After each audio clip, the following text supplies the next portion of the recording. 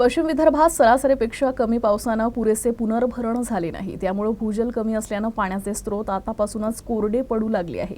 याचा परिणाम पश्चिम विदर्भातील 2577 गावांवर होणार असून त्या अनुषंगाने प्रशासनाने आतापासूनच उपाय योजनेला सुरुवात केली आहे।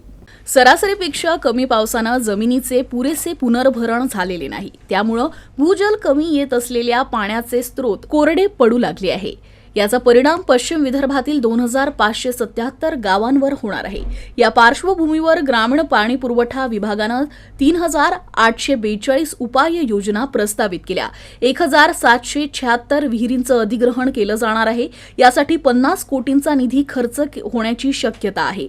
पाणी टंचाईची तीव्रता कमी करण्यासाठी मार्च अखेर 636 गावात 795 उपाय योजना करण्यात येतील। जून पर्यंत 1040 गावांमध्ये 1109 खासगी विहिरींचं अधिग्रहण करण्यात येणार आहे। 142 गावात 145 टँकर यांना पाणी पुरवठा करण्याचं नियोजन करण्यात आलं आहे।